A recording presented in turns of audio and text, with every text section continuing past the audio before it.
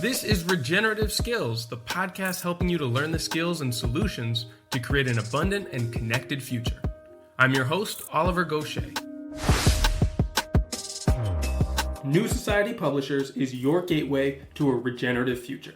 They're not just about books, they're about transforming lives and communities through the power of knowledge and action.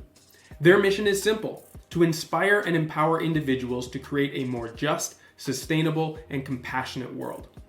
They envision a future where every person has the tools and resources they need to thrive in harmony with nature, where communities are resilient and interconnected, and where equity and justice are fundamental principles guiding our collective journey.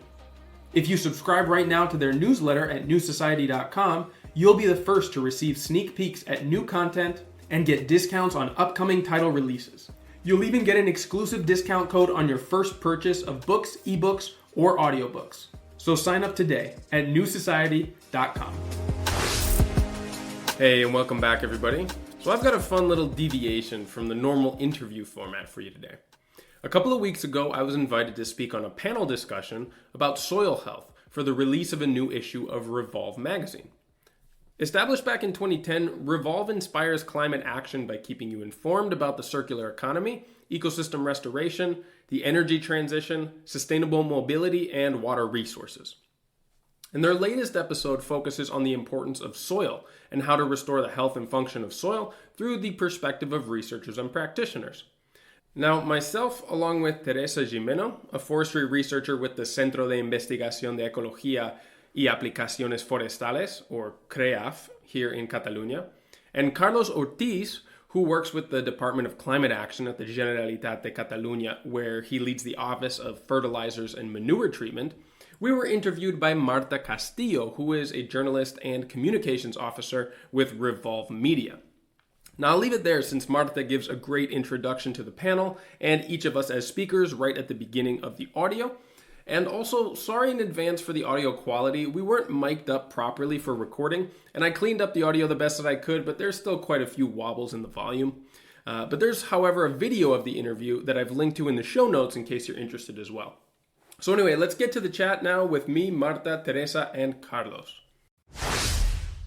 I'm Marta Castillo. I'm a journalist and I work at REVOLVE as a communication officer.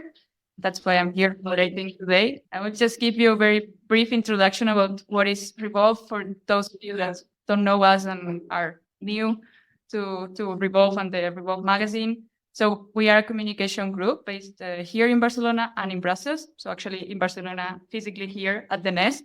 So that's our house, let's say. And among all our activities, we have the edition and publication of this magazine that you all have in your chairs. So you can find the content. You can find the magazine published online with content published on a regular basis. But we also curate and publish this quarterly print magazine. So that's why we are here today to celebrate the launch of the latest issue. That is the one you have in your hands. We also put for you some previous issues in the table there in the entrance. Feel free to take those that that call your attention or that you find that might be interesting for you. They are all present for you to take home. And so this is the 51st issue of our magazine.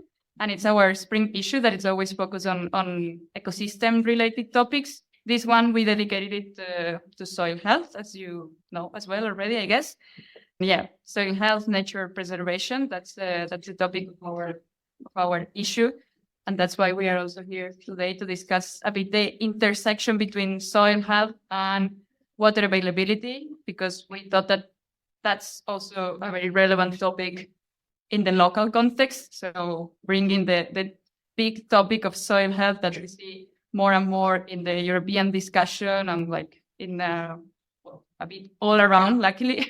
Finally, we are talking about soil that is the basis and the cornerstone for everything we need for our life. But we also wanted to link it with a challenge more prominent and present on everyday life, which is water scarcity, drought, and something that we are all aware of. So that's why we decided to frame it as this session today. So I don't want to take more time.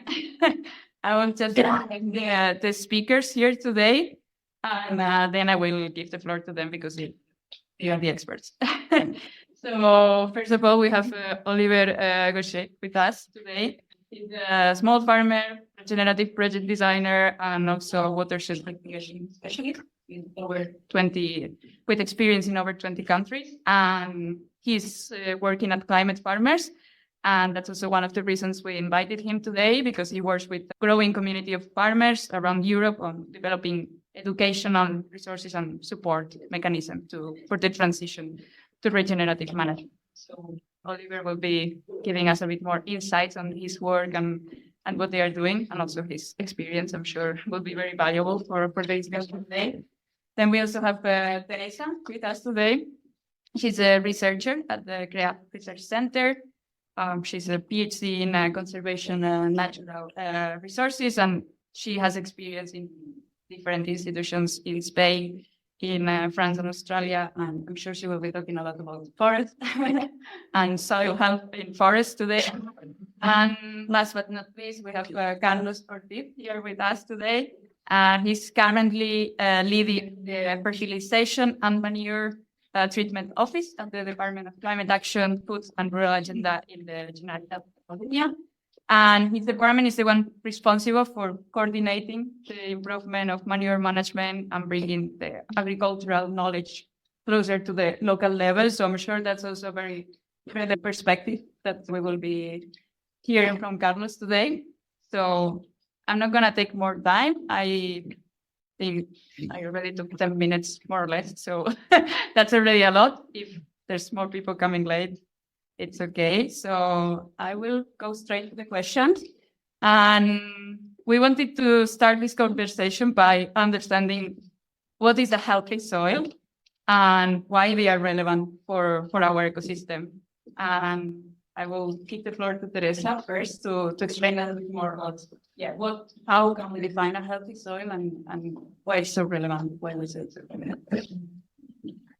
Thank you, Marta, and thanks for the invitation. It's really a pleasure to be here today. I was just talking to Carlos, and he was asking me, he's like, "Oh, so are you part of the official soils department in our research center?" And I'm technically part of the people working on the above ground component of the ecosystem. However, nothing works without a healthy soil. Ecosystems, agricultural systems, which are ecosystems as well, by the way I view it. And how we define a healthy soil, I think we all probably have slightly different definitions, but one of the things you brought up in the magazine, that traditionally we would just look at the soil as dirt, and dirt is just the physical matrix of the soil, the small particles that come from mainly inorganic substrates. But then the magic happens when we add the biotic component, the organisms that live in that soil, that decompose the organic matter that comes from the above ground compartment of the ecosystem, the litter from the plants, the carcasses of the animals, the little larvae that die and live there. So what happens to all that organic matter, that depends on the fauna, the animals that live there. Next, the microbes, the bacteria, and very important, the fungi that live in symbiosis with the plants, and the fungi that live on the soil, decomposing all that organic matter.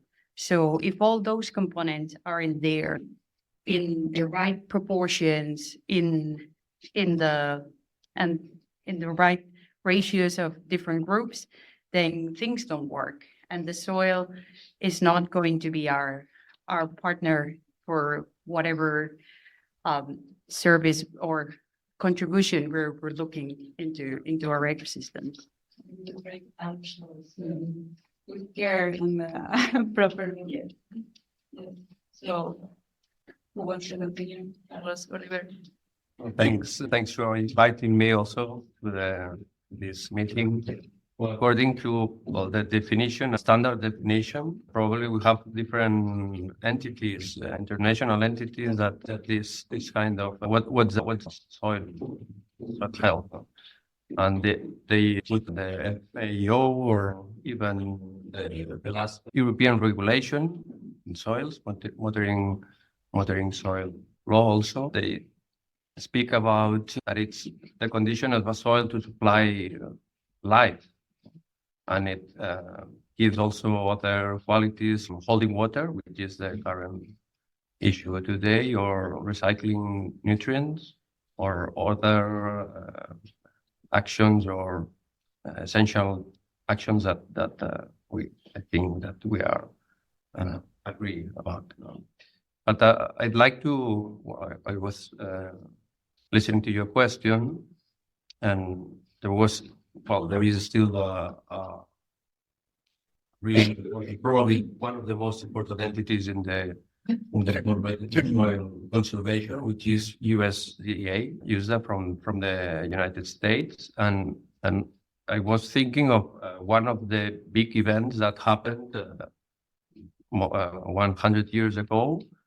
That was I don't know if you know about that, the Dust Bowl, but just 5 minutes ago, we were talking with Oliver, and he said that he's from Minnesota, so he could surely explain better than me. But very briefly, the mid plains, the Great Plains of the United States of America, there were plenty of grasslands, and when intensification of agriculture came to there, they saw new crops, new cultivars, and very intensive machinery. And then in the early last century, some droughts and high temperatures changed everything. This natural crop system or landscape, and what happened was the Dust Bowl, which was, I don't know if you have seen Interstellar film, which is it's like that. It was not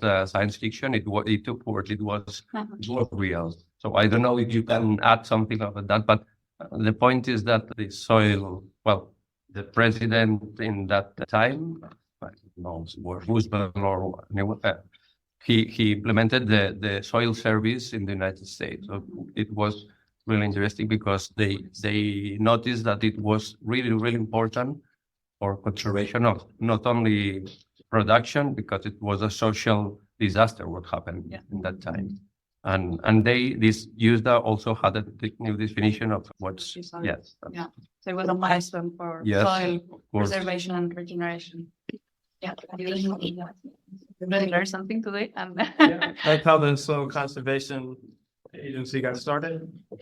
To build on what you were talking about, the example of the Dust Bowl, it's a perfect illustration of the macro view of how we work with soils, right? I mean, we talk about this as a key component of an ecosystem, just like an organ in any one of our bodies. And I think the closest analogy to the soil is like our digestive system. It's where so many things are broken down and metabolized in a way that they can be used by plants and reintegrated into the cycle of life that we use for farming, that we use for our gardens, that we use to store water as well. And the reason why things like the Dust Bowl happened is because a whole bunch of people from Europe displaced a whole bunch of people who had been living there for a long time and understood that ecology and how it functioned and the patterns and the ways of life that allowed that to continue. In those cases, it was mostly they're fairly deep soils in arid areas that were managed by large moving herds of animals that went through seasonal ways that actually reinvigorated life in that soil. And you bring people who were used to a different cultural dynamic of tillage agriculture from a different climate, and you transplant that onto an area that does not respond to the same interactions, of course, you're going to have disaster. And we're doing that currently with an industrial model of extractive agriculture and broadly applying it all over the world as if soils were the same thing. Your digestive system has different bacteria and a different composition based on what you ate today, what your stress levels are. In the soil analogy, what the parent material is, what the chemical makeup of the minerals where you are, and the cycles of rain and all these other factors create unique little pockets that can't be managed in some sort of broad one-size-fits-all way. And so these are really organs of our body, of our collective body. And we need to learn how to adapt our management to an appropriate way of managing those unique resources that are at the base of the quality, the quantity, and the potential for life of any given region.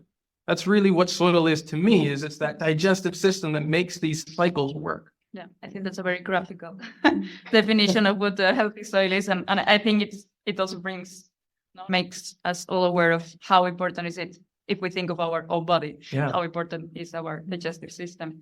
And you already brought it up, and I mean, I mentioned it at the beginning. We want to bring this conversation into the interlinkages between healthy soils and water availability, like how are both concepts intertwined.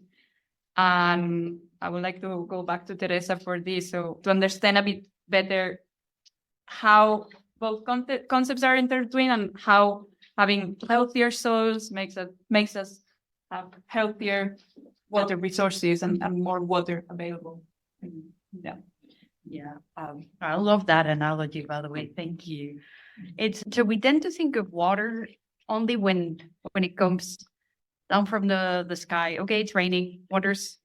Water's filling up our dams. It is fantastic. But a lot happens from when water falls from the sky until you open your faucet or until a farmer turns on an irrigation system. And we tend to think of that as just a pipe.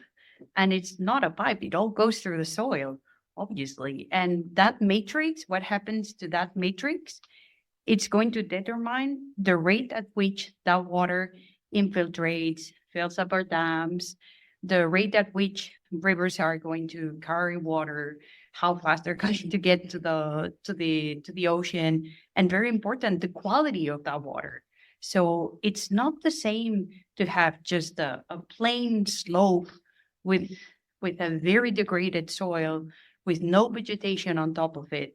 That's probably going to cause just water to flow down that slope very quickly and without the opportunity to filter, to nourish the organisms that are living in that soil, to feed the plants that are living there, and going right into the aquifer or into our streams. And the quality of the water that's going to end up being available for our consumption or to irrigate our crops is not going to be the same as if we had taken care of the ecosystems that are the first filter for that water. Also, we need to think of all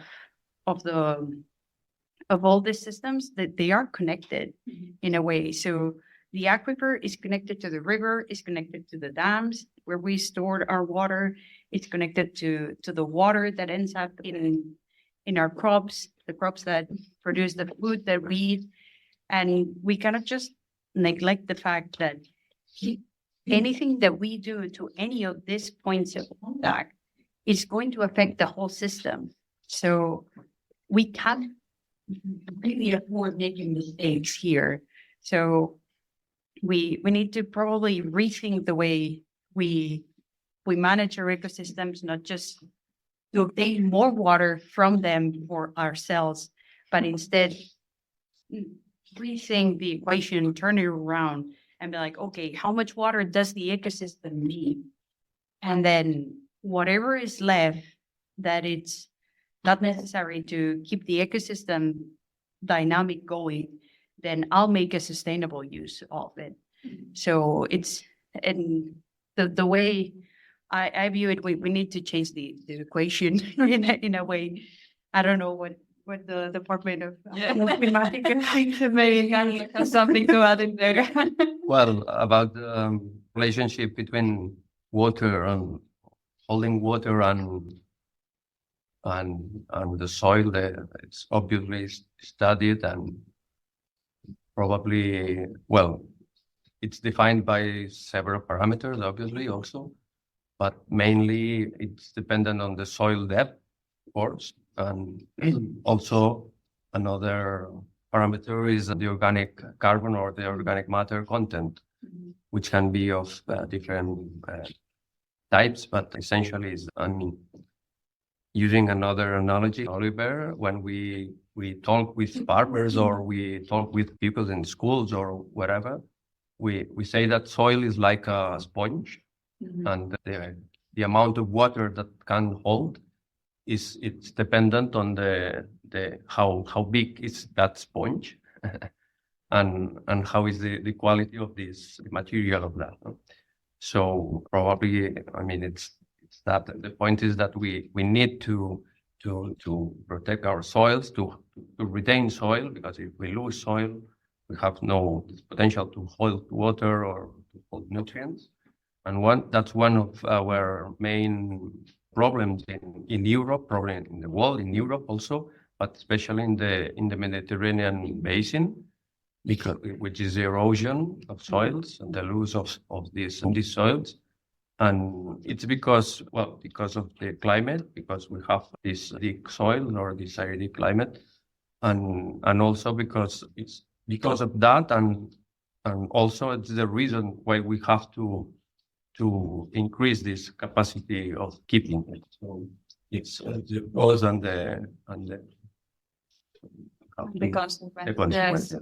Yes. And how do we solve that issue, like that damage that we have done already to soils? Because we know like soils are highly damaged and like in a poor condition, mostly around Europe, but I would say also around the world, mainly. We have been exploiting soils and exploiting nature in general. How do we solve that now? Like, how do we go back? Let's say we have plenty of also practices, and she talked about not covering the soil. I mean, so a naked soil is very bad because it's not protected from water when it's raining, and soil even we didn't know it's losing each time. We can lose 50 tons per hectare easily, which is a lot. 50,000 kilos of soil per hectare a year. It's a lot. So an hectare is one football. So that's why there are several ones we can to avoid plowing or reduce plowing machinery or the intensity of machinery, to use rotation of crops, to provide with organic matter, which is other biomass materials or also fertilizers or whatever. So there are plenty of practices that we should promote, and also as administration we should promote. One of the other practices is the keeping the soils in I don't know how to say, without slope, which is with the dried stone walls, which are from our ancestors. We have to keep them because new constructions are destroying them, because from machinery they need to because easier to have a land that you can.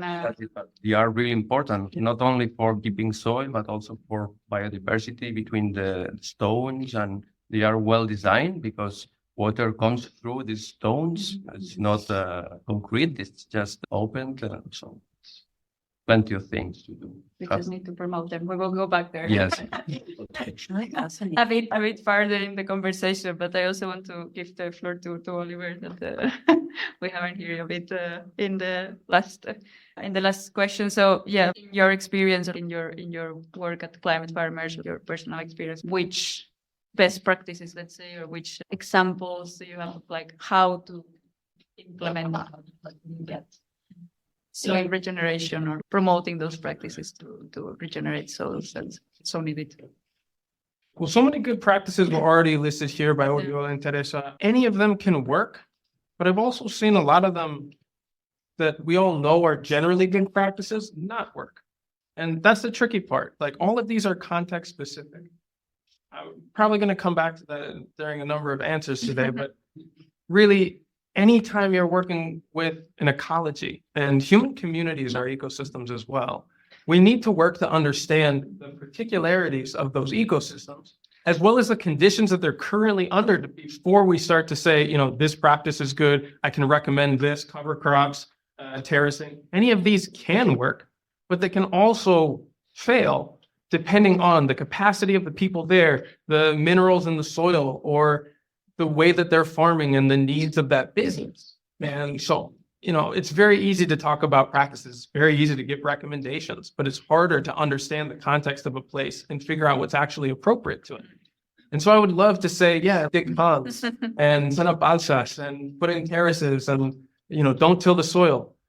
Yes, but, and I think painting with too broad of a brush can make people feel that they're being told what to do when they might know better, or understand when there are limitations and practices that are recommended or things that are required in order to make it work for their actual business. So I'm very careful about saying, yes, like these are the practices that we should promote. There's great information and possibilities in all of them, but I honestly think the thing that we should be promoting is a deeper understanding and a deeper relationship with the land that we manage. Because only through that understanding are we going to know which one of these practices or combination of practices, it's almost always a combination, Yes. is going to work in what time frame, with what investments, And I think that's just as important as understanding the range of possibilities that are there. How do we do that? Like, how do you promote beyond doing some more sustainable practices that will keep the health of our soil or regenerate our soil? Like, let's say, going back to that connection with the land that you are managing in the end, understanding, knowing what is really needed for your context. I guess also not context only in the nature, but also socioeconomic context, because I guess that's also another layer that maybe we're not going to enter so much, but that's also. I mean, like we've all talked about already, all of these things are connected. They're not indivisible. Right? Anytime you're working with complex living systems, there's not a fine line in between this is what we're working on and this is what we're not. This is where the ecology stops and this is where the human-built world ends. Those are invented. All of it's connected. And so it can't be devised from the process of understanding what's appropriate. And we can talk about the personal process that I use with clients and with farmers to help them understand their context and work through a process of making decisions and evaluating what options are good for them. But it does look different for everybody. And the process that I work with farmers in our community is really built around one that can be customized and adapted to their needs, right? Someone who is growing a market garden and doing intensive horticulture is going to have very different needs and circumstances than someone doing ganadería extensos grandes, like big terrain and livestock management, or someone who's cultivating cereals. Like, sure, we can all call those farms, but that's a very broad term. And the needs and the requirements of any one of those enterprises needs to be adapted to. And so one of the first things that you can do, obviously, is understanding the climate, the conditions of your soil, the ecology that you're working with. But there's so much more than the ecology. It's the people that you work with, their abilities, their skill sets, their needs as people. And so we always start by creating a more clarified vision of why they are farming. There's easier ways to make money. So what are you doing this line of work for? Most of the farmers that I've connected with are doing this for many other reasons than just to pay their bills at the end of the month. There's so many easier ways to do that. Many of them feel a real connection to the past. Maybe they've inherited their land and they want to bring forward the legacy of their parents or their grandparents and respect that. Many people feel a real connection to the land for personal reasons. They want to produce their own food. They want to build that relationship with the ecology. Everybody has their different reasons. And so by getting clearer about what you're actually farming for, you can start to answer questions like, what does success look like for me? For most people, it's not making the maximum possible amount of money off of their piece of land. A lot of it has to do with balancing time for their family and personal growth and satisfaction as they learn new skills or develop a new project on the place, right? Same with us in all of our lines of work. We have personal goals beyond just making money. And this can guide a process as to, okay, which one of these practices aligns with my values? Which one of these is going to bring me the returns or the idea of success that I'm looking for? And this is why it's different for everybody. This is why I don't just blanket recommend practices or certain implementations, right? Just like with any one of you, it's going to be something different and it's going to change in different times of the year. And I guess that's why it's so difficult to make, because I guess we all, if you read a bit or you know a bit about land management and soil health, like you have heard about all those practices, but it's very difficult to like make broad recommendations, as you're saying, and that the people really take them and implement them first because they feel they are being told what to do. Yeah, as you're definitely saying. don't tell a farmer not how to that. manage their land. I promise you that will get you nowhere.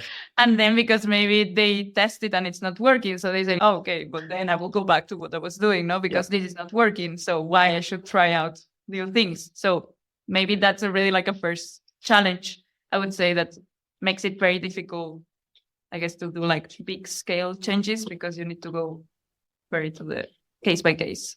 Yeah. I mean, I think both of these two are going to, throughout this conversation, illustrate this even better. I mean, just because I can't blanket recommend practices and different ideas doesn't mean that there aren't true patterns in ecology that can give you guidance onto where you might want to go, even within the specifications of your context. Maybe that's where we'll go later. Yeah, and I think definitely there's things that we know are wrong. Do not pour pollutants onto a stream. Yeah, we know that's a big no-no. But I was thinking very much about what you were saying about that, incorporating that vision of why someone farms or uses the land in a certain way. Why? And I think the communication from academia to policy, it has improved a lot, I would say, in the past 10, 20 years. But probably we haven't incorporated a lot of that vision. We're like, okay, we agree, we're good. Go do this. And then probably we need to incorporate a bit more, because just as you were saying, okay, everything is context dependent, but at some point in time, we people like us, we need to provide some guidelines that someone can start with. And finding that balance between what for sure is not going to work for everyone, but at least is a good starting point. It's not an easy task. And No, not at all. And I would actually love to know from both of your perspectives how you're tackling this, as you know, there's a very diverse population that we're trying to help in one way or another. How do you start to address that complexity when you're offering advice or giving guidance?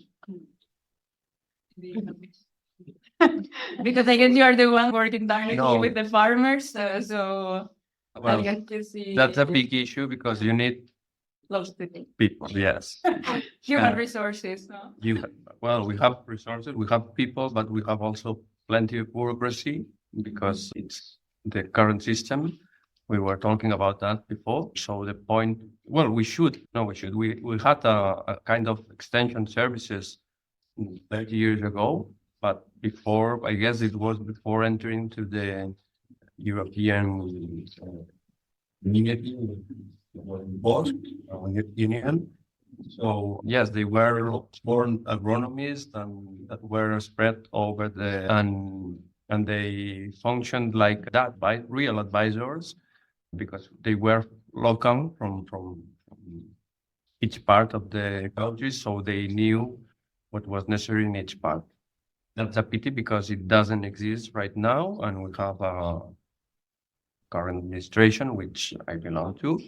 We are kind of an exception because we are giving some kind of advice in relation to fertilizers and fertilization, and we have other colleagues that give advice with according to sanity, vegetal, I don't know what to say, healthy plant diseases and that stuff.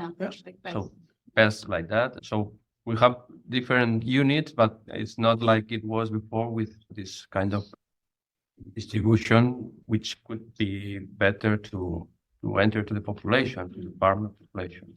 So it's a big issue, and we have technologies, we have plenty of ways to addressing to the population, farmers, but what they probably want is to have someone close to them to learn from its practices and that stuff. So I think it's one of the things that I miss, but we need a change in the rules of this administration. Probably, I don't know, someone is hearing me.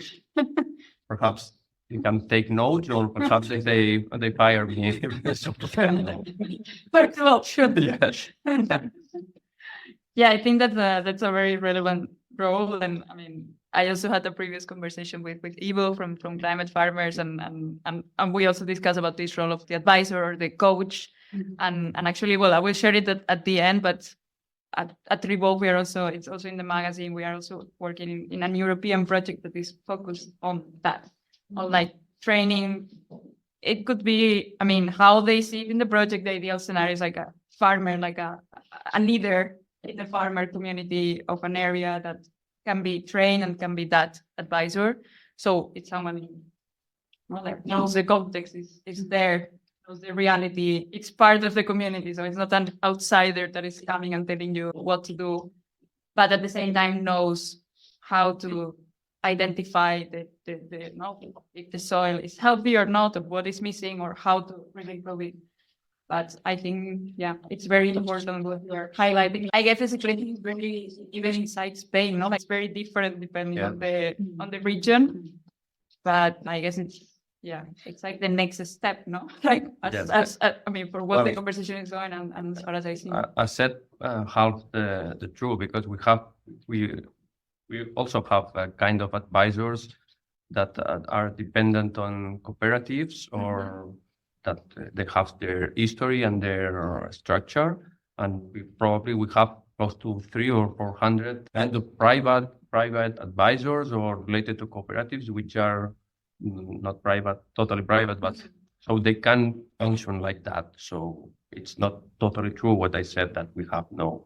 I was thinking of the administration, the government, but they are kind of dependent on subsidies or money from the government, these cooperative assistants or advisors. So we have this kind of net, and I guess I think that the government is also working on that. It's some assessment entities, but I think that it should be even more important than it's now. More support, I guess. Maybe that's something to add in there of how you see it, or maybe examples of like how it's working in other places that maybe it's I don't know, like an inspiration, no? Because I know, like, even inside Europe, the situation it's very different in terms of like advisory services and how this works, and how farmers get support to know what to implement in their land to improve the health of their soil, and in the end, like, how to maximize maybe their crops. Or so I don't know if you have something to add on that, and maybe other experiences maybe inside the Climate Farmers Network. Yeah, I've had the privilege of seeing a lot of different agricultural systems around the world. I was living in Guatemala before I came to Spain, and before that the Philippines, and before that Senegal. So I've seen a lot of places with very underdeveloped advisory and extension services. So the fact that we don't have one, maybe like the United States does with an extension service, is hardly the lower end of the scale, let's put it that way. And yet, even places that have very developed advisory systems, I have seen probably most consistently farmers rely on their friends and their family members for advice. There's an inherent distrust in farming communities for professional advice for very good reason. With the change of administrations, with the change and fluctuations in industry, they get told or incentivized to do all kinds of different stuff. And those things change really fast. If a voting cycle or a change of a CEO in a corporation, and they're incentivized to completely change their enterprises and what they grow or why they grow it. Those administrations shift. There's different leadership in the corporations. The economy takes a dive, and farm cycles take a lot longer to shift and move. And they're the ones left holding what's left over, right? And so there is a very understandable kind of, all right, yeah, I'll take your advice, but we'll see what I end up doing.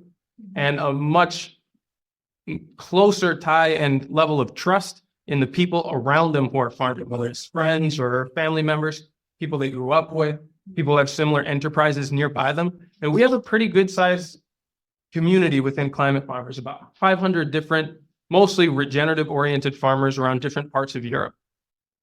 And they interact, they have a lot of chats, they share examples and stuff through our community.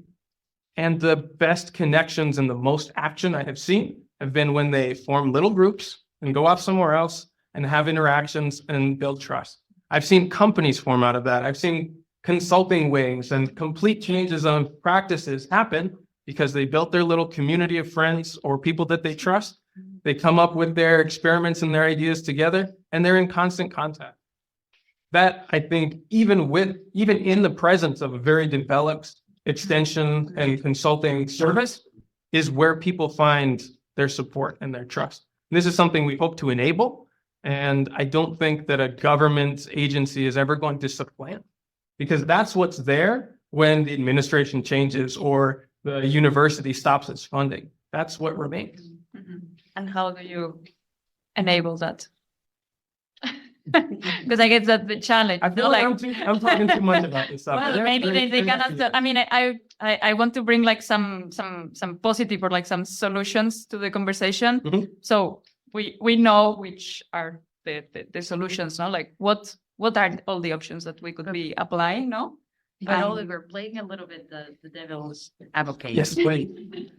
So a lot of the times, at least when I go to field work and I have conversations with the park rangers or the people that live off the land where I'm doing a certain study with colleagues, and then they give you a super specific concern. It's always something that is super local, like wolves, the new implementation of the law to protect the wolf, or how they're making us plant this pine or that other pine.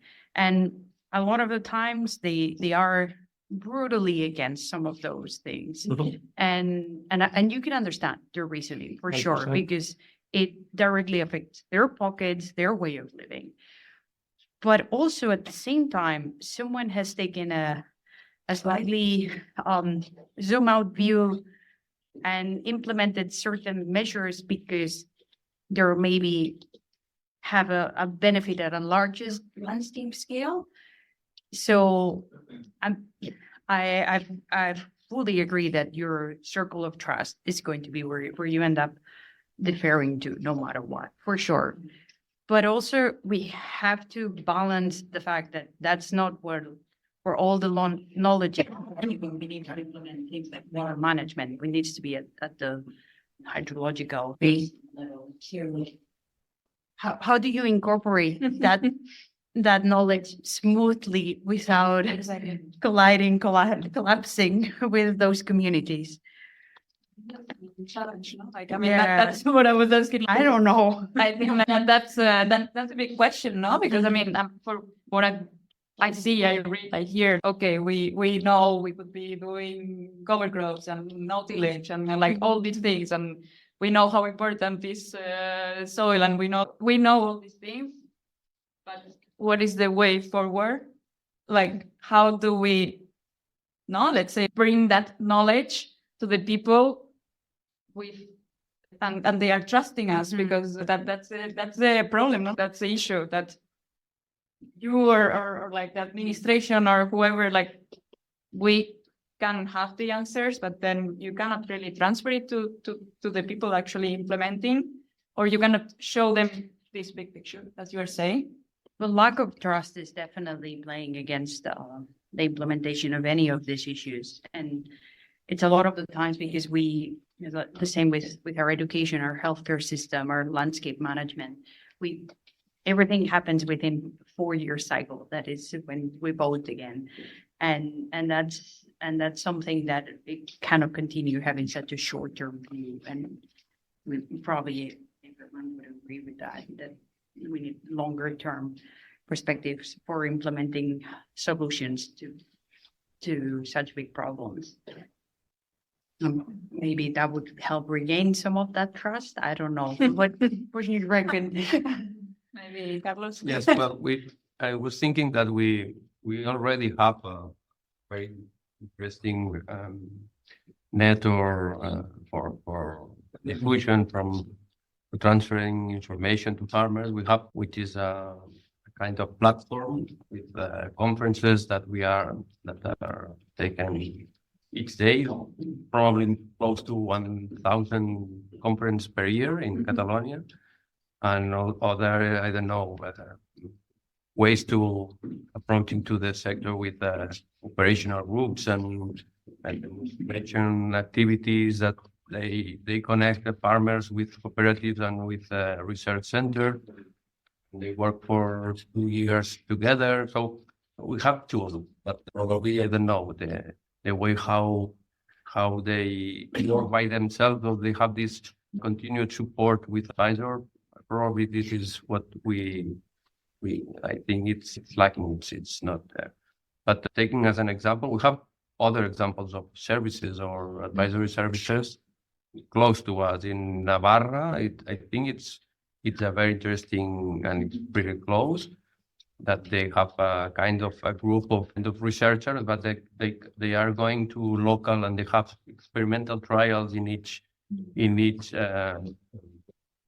county or whatever, and so it's well functioning, I guess, there. And also in Ireland with Chagas, also is an example. But I'd like to remark, for example, the INRA in France. I think it's INRA the ones who promote that. But it's, I mean, the point is that part of the benefits of the cooperative are invested on this kind of research and advice. So answering to your question probably could be that. I mean, how do they feel, or how do they believe in that if they are part of it, and being part of it is giving part of their benefits to this kind of level or organization that is So supporting. involving the farmers, Yes. like bringing the farmers together. Yes. As Oliver was saying, like we need to put all the farmers and they talk with each other, but also making them part, of that decision-making or research process. And Yes. so they feel, the Yeah, result more, they have ownership of what can be implemented. They are part of that. They will believe more in that, I guess. Yeah, that's it. I mean, That's it, we have it. people who are We can leave skin it in here. the game are going to make different decisions than if they're looking at it from outside and being like, yeah, this is what you should do. If you're living with the consequences of the advice that you give, of course, you're going to be more careful about the advice that you give. Yeah. I mean, you can use examples like you mentioned of cooperatives. That's a great one that's worked different places around the world. I mean, ultimately, I think we need to divide up administration of ecological resources within boundaries and within jurisdictions that make sense. Especially in the United States, we did a horrible job about partitioning land. We just drew a grid on the entire western part and said, okay, blocks like this. Nothing works on blocks. Nothing works in straight lines in the world, right? You need to manage by watersheds and micro watersheds, or soil types, or cultivation zones, or cultural areas, and meaningful divisions that aren't necessarily separate, but have skin in the game over the ecological resource that they're managing, right? There's fantastic examples too, like in northwestern India, where they, through a collective effort of digging johats and ponds and streams, they actually revived over 200,000 wells and 7 rivers with small incentives and mostly things that were opposed by the government, just pushing forward, realizing we're on a trajectory for desertification. If we don't work together with or without money, we're not going to have water here and everything's going to die. So they really cared about it because they lived with it. They didn't work in an office in a different country and say, that's a problem for somebody else. Let's figure out how to manage it. They came together and said, this is our livelihood and our culture. And if this dies, we're not going to be here. And they made decisions based on that, knowing that they were going to live with them as well. And I think that we need to start to come, actually, there's plenty of good examples here in Spain too. I think the old Muslim irrigation system around Valencia is still managed by one of the oldest consortiums of jurisdiction in anywhere in Europe. What is it, like over 1,000 years old or something? There's like a coalition of water managers that figure out how the maintenance and the openings and the coordination of the old irrigation lines work. That's awesome. We should keep that. We should make more of that. That seems to be working if it lasted this long, And do you all see, because so you mentioned, for example, the example of India, no? You get to an extreme moment where you see, okay, we act now, or there's no way forward. Do you see, like all of you, some momentum or some examples of that happening already in our closer context of Catalonia, for example? Do you see that movement, those farmers coming together and saying, okay, we need to put like our resources here because we need to make this change? If not, Yeah, I see tons of them, but I'm not from here, so we should ask the people who are. yeah, from I mean, here. I asked the three of Yeah, you. yeah. I mean, if regarding farming management in the particular context of the extreme drought that we are experiencing right now, I am not entirely sure we are addressing the problem in the dramatic way we should. It's like, oh, let's just put plants that are going to make up water from the ocean, and we'll figure out what we do with all that extra salty, toxic water we should later work. And instead of rethinking, no, hold on a second, we're not going to have more water in the future. And I do not have the impression that we're implementing very smart measures, at least at the forestry sector. There's now a plan for reducing basal area in certain areas of the Pyrenees to presumably increase the amount of water that would end up flowing in the rivers. The potential of such a measure to work, it's not very big, but yet it's an idea. And also it seems like the plan is not, it's going to be implemented in a careful way. And either way, the local communities that see the benefits, for example, of extracting the wood out of those forests, they're super excited because they see that there's some benefits potentially involved there. Now, whether that's going to have an impact on the amount of water, and if that's our best idea, I'm not sure we're on the right path. we're not so optimistic here. Not really. Maybe you are more optimistic. Well, What do you see, Carlos? Sorry about that, but You're my welcome. opinion, I think we are, at least in Catalonia, I haven't traveled so much as Oliver, but here in Catalonia, I think we are too much independent. I mean, and I will in our behavior. I mean, for example, in my field, which is fertilization, we are kind of explaining them how about the good agricultural practices, and if they would find a farmer that has a livestock farm with cattle manure, and they say, "Oh, you have too much cattle manure, and you should give to offer to or sell, even sell to another, your neighbor or whatever." But it's really difficult because even it's the neighbor is using plenty of mineral fertilizers, and we say you should sell them that, and we put we are in equilibrium with that.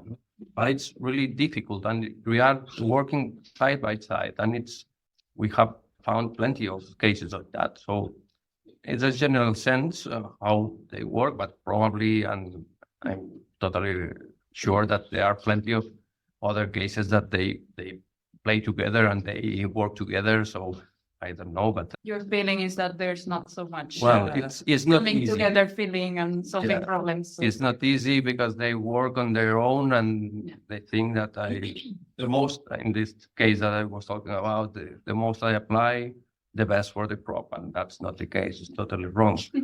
And even economic results could favor them, but it's difficult. I don't know. It's Do you have what any I found. optimistic examples in Catalonia, or like what's your general feeling? There's so many cool things that I'm only on the cusp of understanding. I just went by the Escola Agrícola in Manresa over the weekend and visited a friend there who's involved with soil science and testing. She was telling me about all kinds of organizations. Have you ever heard of Joves amb Talento?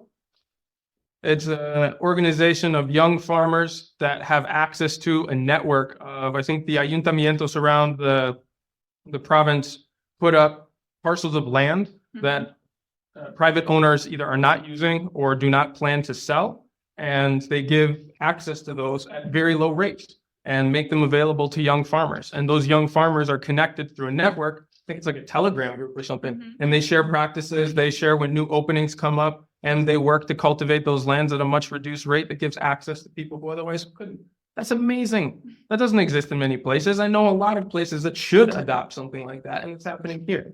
And the resources that are available through the network of agricultural schools, CREAF is a wonderful source of information. I mean, even if you just follow them on Instagram, you'll get a bunch of really cool insights. Communications are fantastic. They're really good. They're generally really good. And there's the Planesis model up in Figueras that is helping to inform more people about how to do poly farming, which is just going back to mixed farming like everybody used to have. There's different ones in different comarcas. I mean, the seed network is awesome. Las Fardas and Lera, two that help to disseminate heritage varieties of cultivars that are falling out of fashion here. That's something I'm really passionate about, is maintaining the genetic diversity of things that are adapted to our soils and our climate here. That's really worth working on. I know Valles Oriental, where I used to live, has a seed bank in Granollers. Dig around. Catalunya is a wealth of opportunities from the little bit that I know, but these are just a few of them, and they're really good. Well, connecting to the things that you have said, like you mentioned in France. Yes. And you mentioned recovering old cultivars, but I know, for example, that IRTA, which is a fantastic organization here, they have projects specifically devoted to that, to recovering ancient varieties that are actually going to be more resistant and resilient to climate change events. But I wonder how, and this is something maybe you have more insights in, how good is how willing are the farmers to collaborate and get involved with projects at IRTA or where we like them? You might think. In general, you mean? In general, yeah. No, well, I don't know, because I'm not IRTA. I'm government in the agriculture department, being briefly. But I have to say that when we initiated any experiment or trial or collaboration with farmers, and they say that we are the department, they said, hey, stay away from the first impact is that reaction. But then after just then they are totally fluent, and we collaborate perfectly. We have plenty of farmers we work with, and that's no problem with that. Reassuring. So already 1 hour we are discussing. Oh, that's so bad.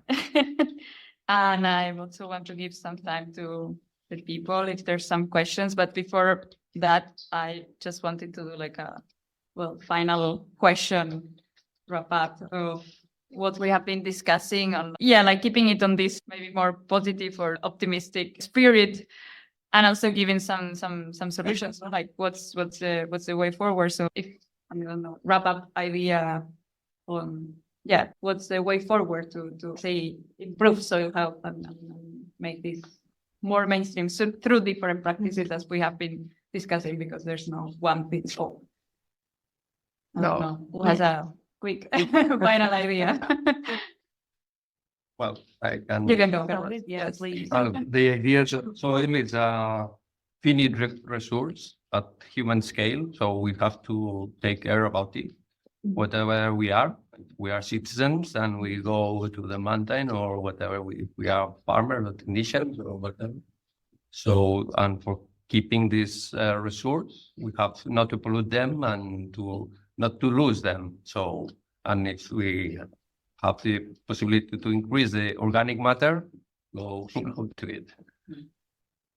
Just adding on to that, I think we're moving quite in the positive direction in becoming more conscious of how important soil is for practices and how what's in the soil is going to end up in our plate. But we very rarely think of soils of ecosystems that we don't eat out of, and they're still incredibly valuable and important, and we only remember that they weren't healthy when there's a natural disaster like last fall that we were with flooding. So keep in mind that not just the soils that we eat out of, but soils of all of our ecosystems need our attention. I guess there's like urban soils or like any other soils everywhere. So Exactly. we Yeah. need to be aware of that. So I might go a little different angle on this one. That's fine. It's really easy to talk about being nicer to our environment and consuming less. And the narrative around sustainability and reducing consumption is pretty prevalent right now. And if you follow that to its logical conclusion, if you're really good at not consuming or reducing your footprint, where does that eventually lead you? How can you consume the least possible? You have to kill yourself. That's where it eventually goes. There's no way to minimize your consumption to a point of zero. We have to consume to live. And so there has to be a better narrative of how to live in this world than just do the least possible. That's a horrible vision to get us out of this. I'm convinced that there is a potential for each one of us, whether you're a farmer, whether you're taking care of something in the environment directly, or you're looking after your children, or some aspect of your community here in the city. You haven't touched a plant in a month. I don't care. There is a way for you to participate in improving the quality, the quantity, and the diversity of life on this planet. And quality is making somebody's day better. You don't have to go and dig a hole and plant basil. I don't care. Like, I want us all to move out of this. We can just do less and then it'll be okay. You can't go down that route. There's a clear cutoff for how far you can go. Whereas there is no ceiling on how much good you can do when you actually learn to understand the ecology that you work with, build a fundamental interdependent relationship of stewardship with it. And that looks different for everybody. It triggers and connects with everybody else's unique skill set or experiences. Everybody has a way into this. It isn't just the farmers and the foresters. And that's my area. I love working at it. It was amazing that I could get here clean today. My girlfriend's really proud of me. But it's not for everybody. And that doesn't mean that you have to only go through the minimal consumption route to live a responsible way. There's active ways for you to participate in it. Thank you. All right, that was a little I hope we are going to do good things with me here. But yeah, thank you all for this first round. And I just let you out and give you the opportunity. Now from there, the panel went into a Q&A session. And if you're interested in it, it's included in the video recording of the panel on the show notes for the episode on the website. I really want to say thank you to Marta and the team at REVOLVE for inviting me. I've also linked to CREAF and the website for the Generalitat where Carlos works. I also wanted to say special thanks to my friend Ivo Dagan, who recommended me for the panel. He was also interviewed for Revolve magazine, and I've linked to his interview on our work with climate farmers in scaling regen ag in Europe. Now, before we wrap this up, just remember that these episodes are only the beginning of the learning resources, design and coaching services, in-person courses, and interactive community that are available through Regenerative Skills. The Discord server is our free community where you can connect with other like-minded listeners, exchange ideas, stories, tips, and resources, as well as interact with me directly and quite a few former guests from this show. Our Instagram account @regen_skills is the best place to see the projects that me and the team are working on, both for clients and collaborators, as well as on our own properties. I'll also be announcing the certification courses, workshops, and gatherings that we've got coming up later this year. If you're interested in getting dedicated support for your own project, you can now schedule a free planning session with one of our team members through the request form on our website. You can also find all the links, show notes, and past resources there at regenerativeskills.com. We truly believe that no matter your experience, your knowledge, abilities, resources, or background, you can be a powerful force for regeneration on this planet, and we're here to help you find your path. So as always, remember to keep taking those little steps every day towards a regenerative future, and I'll be right by your side along the way.